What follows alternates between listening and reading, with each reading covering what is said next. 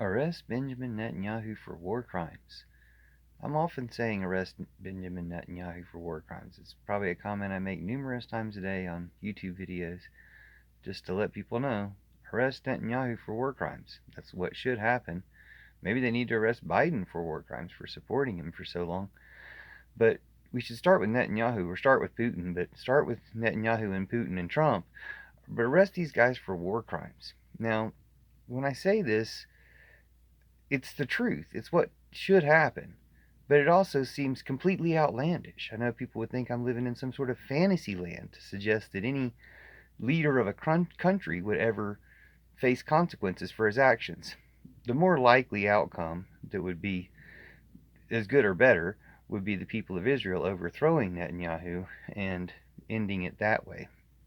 But arresting him for war crimes is totally appropriate. Now, I understand why people think it's a fanciful idea that leaders will ever actually face justice, especially seeing how long it's taken any type of justice to stick to Trump here in America after he's done the worst things any American's ever done, to my knowledge, by far.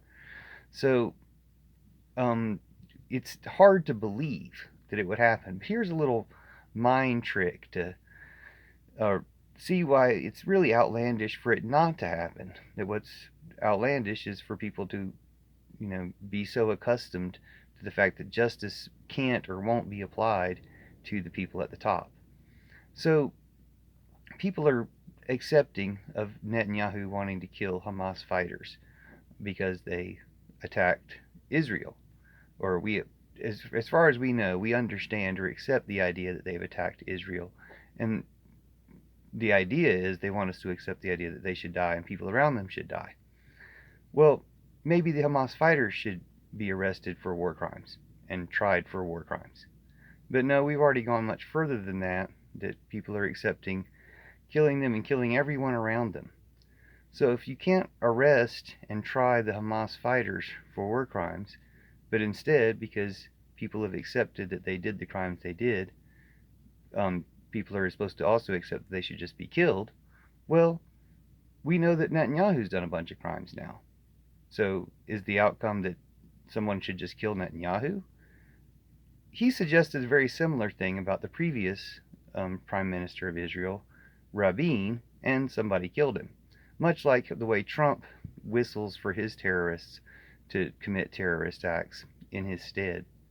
So it would be some sort of poetic justice if something like that ended up happening to Netanyahu.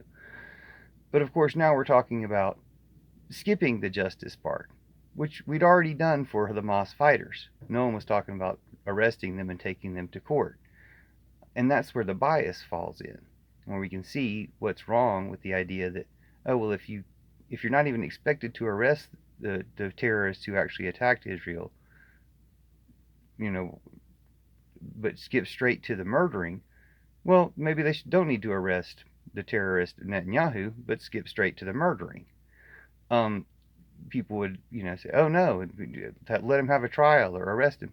So the idea is to say, why are these two different things? If we know the crimes that Hamas committed, and therefore people are accepting of the idea of murdering them, but we also know the idea is that the crime